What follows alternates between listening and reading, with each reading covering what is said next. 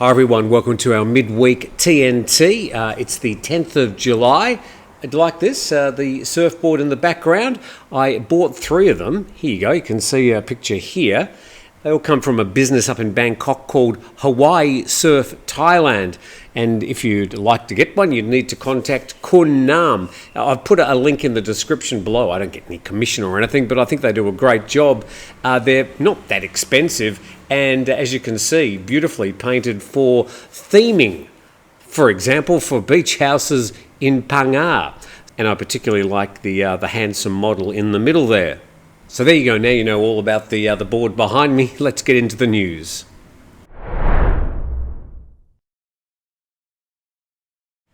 And I'll start with a couple of messages from yesterday from Kevin Foster and also 05 Nomadic. Kevin says, is there any update on the 60-day visa? Was expected 1st of June, I think. Is it due soon? And 05 Nomadic says, Tim, I'm watching you every day. But since last week, we haven't heard anything more in regard the 60-day stamp on passports for new arrivals.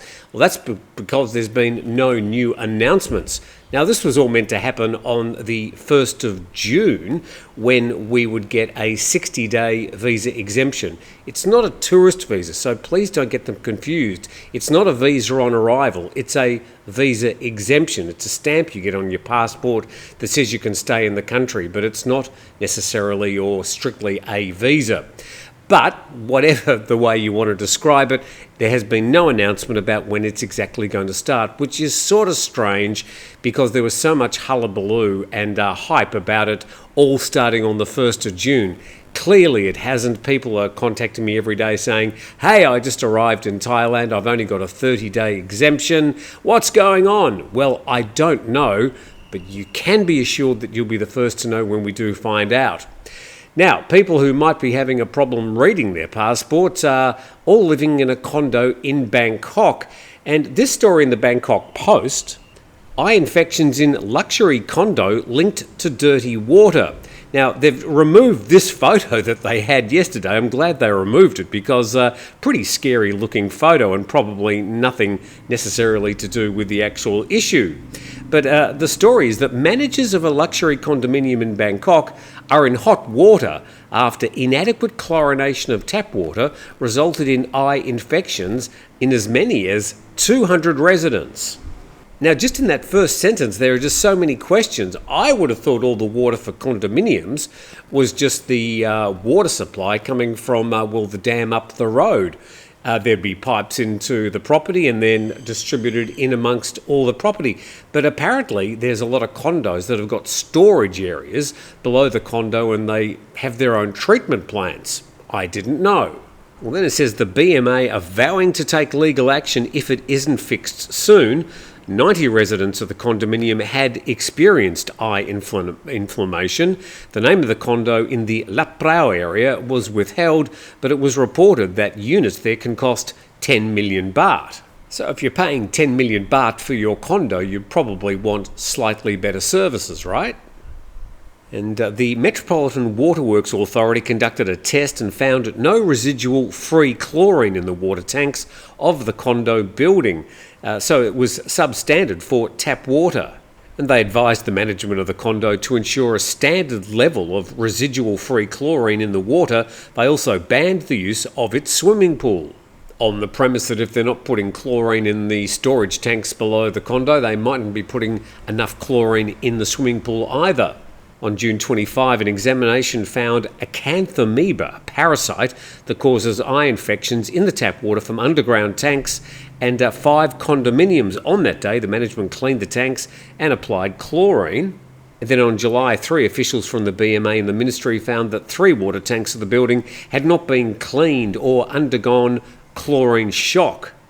So there you go. Do you live in a condo where they've got storage tanks below and treated such that you can actually consume or drink the tap water? Something a bit new to me, but obviously that condo ran out of a chlorine budget. On to our next story today, and I won't dwell on this, but very quickly, Thailand records 17.5 million international tourists. China remains the top country. This is reported in thepatianews.com. Hi to Adam.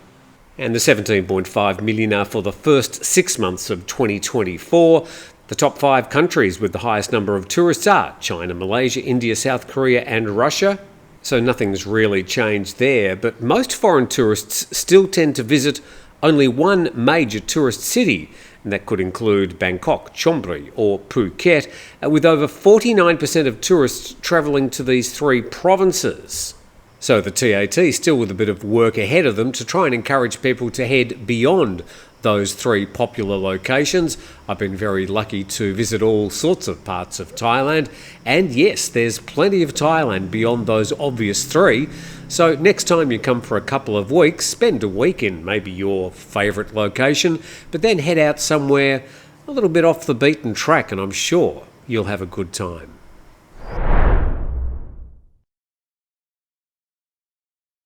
And one of those locations just north of Phuket is Phang, and you might like to come and rent a beach house. Beach House Thailand. Also, our other sponsor, 5 Star Marine at 5starmarinephuket.com for a bespoke charter tour off the island of Phuket into Phang Bay. So big thanks to our sponsors as we head to our next story. And Cowsod English, just sort of updating the situation from yesterday. A source from the Election Commission said yesterday the 200 newly elected senators could be certified by the EC later today. Now, if later today meant Tuesday, it didn't happen. So perhaps we might learn about those 200 new senators today. We'll certainly keep you up to date. Now, moving on to our next story, which is the best places in the world for expats. Well, no, it's the best and worst countries for your wallet. So these are basically the cheapest locations in the world for expats, and it's covered by internations.org. So where does Thailand fit in this mix this year? Well, let's see how they figured all this out. There are 3 different factors: the general cost of living, satisfaction with their financial situation, and whether a respondent's disposable household income is enough to lead a comfortable life. Number 1 this year, for the 3rd time in a row, is Vietnam. And one American said the people are very friendly and the cost of living is very low. I don't think they were saying that 60 years ago. Second is Colombia. Affordable adventures in Colombia. They came second. And the quote there, "I'm enjoying the relaxed way of life and the affordable cost of living." So South America coming in second, more for less. In 3rd place, Indonesia. What I like about Indonesia, says a Canadian, is the climate, the safety and peacefulness, the friendliness, the clean air and nature, and the low cost of living. So that's the top 3, and we have to go down to number 8 to find Thailand. And number 4, Panama. Number 5, Philippines. Number 6, India. 7, Mexico. And Brazil and China are also in the top 10. And 6 countries in the top 10 can be found in Asia. And then the remaining 4 are in Latin America.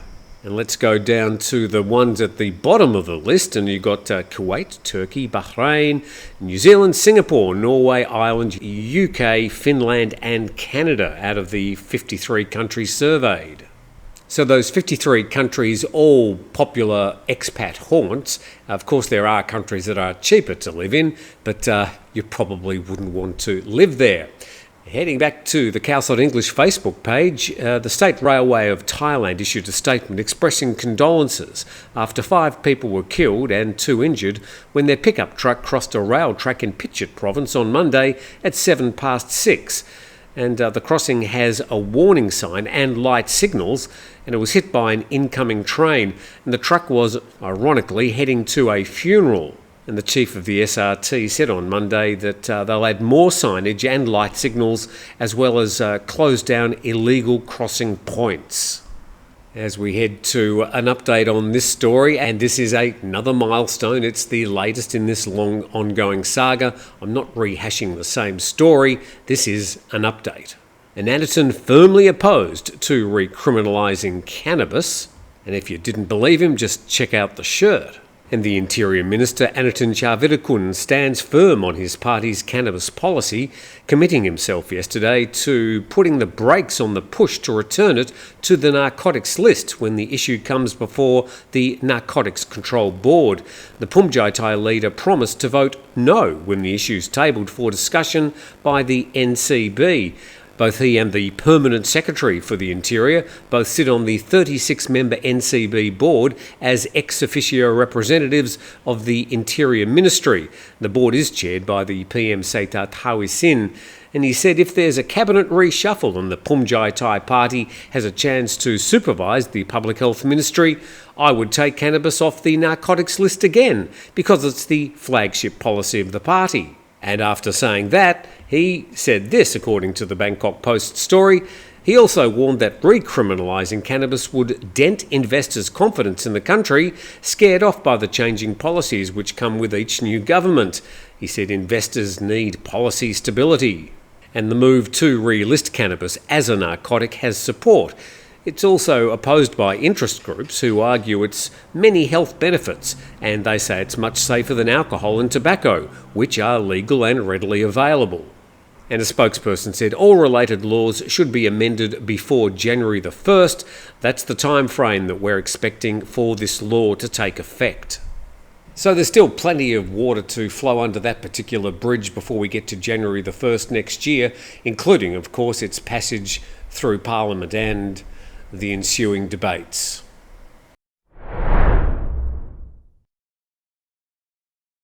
And sort of on to the Thai economy, another one of those barometers about exactly what's happening. And Honda to end vehicle production at Ayutthaya plant, this reported by the Bangkok Post.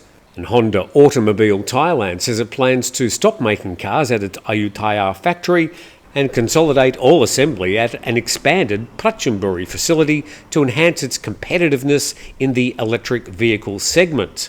And they say the move announced yesterday aims to deal with overcapacity and focus resources on electrification as battery EVs gain popularity in the country, where Chinese automakers are fast gaining ground. And the Japanese automakers' two Thai factories have a total annual capacity of 270,000 units, but only produced about 150,000 vehicles last year.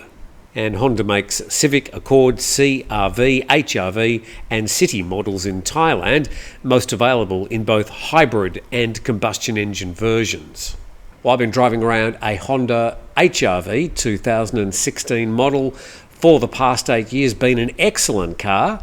Still is, done over 120,000 kilometres and still going strong.